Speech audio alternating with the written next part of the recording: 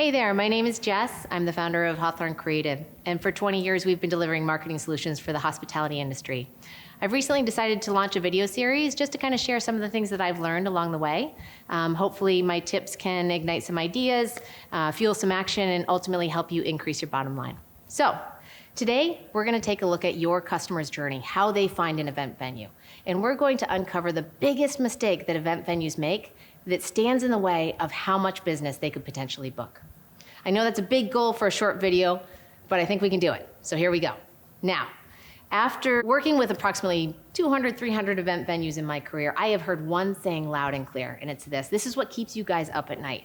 It's that every year the clock starts again, and you guys have revenue goals, and you have to go get anywhere from 50 to 80% of that revenue as new business. And that is a lot. So, I know some of you guys have corporate business, you can rely on residual, groups, meetings, holiday parties, but most event venues do have to supplement much of their event revenue with weddings and social events. Lucky for you, it's engagement season, and 2 million people just got engaged. So let's take a step back and look at what they've done or what these couples are doing to currently go out and find their event venue. All right, couple gets engaged, excitement, sprinkles confetti, everybody hugs. First thing the couple does is they move into the awareness stage. And in the awareness stage, there are two sections of the awareness stage. The first is the dreaming stage.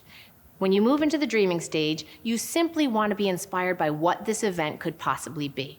There's no budget or logistics, you're in la la land. Where do you go? You go to Pinterest, Instagram, and influencer blogs.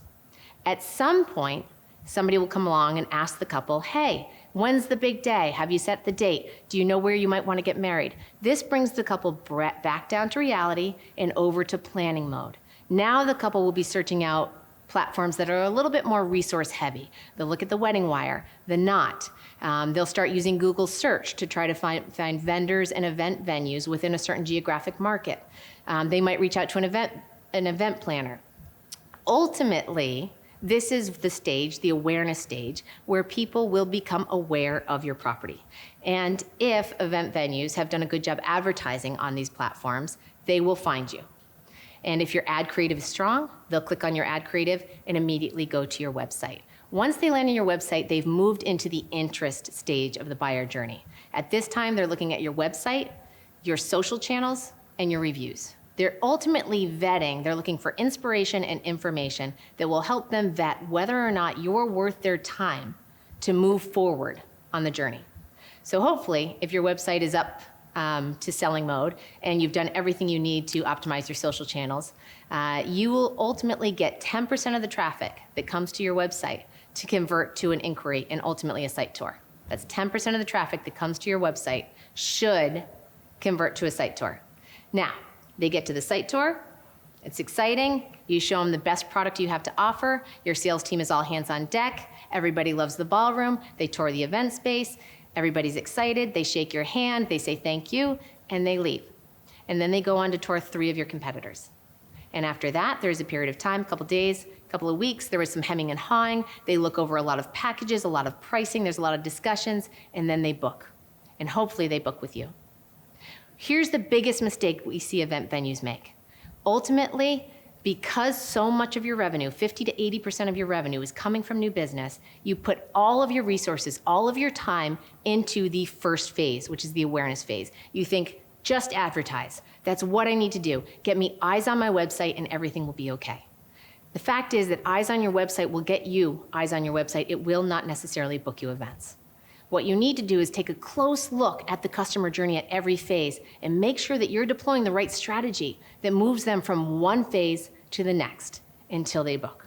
So here are just 3 examples of things you might want to consider as they move through this process. So in the interest phase, they're on your website. Your website needs to meet their needs from both a visual and content perspective. Millennials will shop for event venues the same way they shop for buying a coat. They expect to have all the information they need to make that purchase at their fingertips. Anything withheld from them will annoy them and will make them leave. So make sure that you have the information and the inspiration that gets them to move to the next stage. Another thought, 10%, if done right and your website is doing its job, 10% of your traffic as we said, is going from your website to an inquiry and ultimately a site tour. But what's happening to that other 90% that left your website? Are you remarketing to them? Are you serving up ads on other websites where you can reach them with beautiful images of your event space, where they remember, oh yeah, that's right, we took a look at that property, maybe we should take a second look, and bring them back for more consideration? A third thing is, at the site tour, you finally got them there. You're selling them, you're pulling out all the stops. But when they leave and they go on to your 3 other competitors, what is it that you hand them that makes them realize how absolutely beautiful your event space is, so that they remember what they saw, felt, and experienced throughout the tour, even when they're sitting in their kitchen, getting ready to make the decision of their lifetime? So, those are 3 tactics that you might want to consider. Now, next week, we're going to be serving up a blog post in your inbox that really goes into greater detail of each of these 4 steps and talks through every tactic and every strategy you might want to consider as you're helping your brides understand what's available and how they could be booking business at your property. But until then, feel free to reach out. We'd love to hear from you. We'd love your feedback, and happy to cover any topics as well that you'd like to see here at Hawthorn Creative. So thanks so much for your time today, and thanks for having me as part of your hospitality community. Have a great day.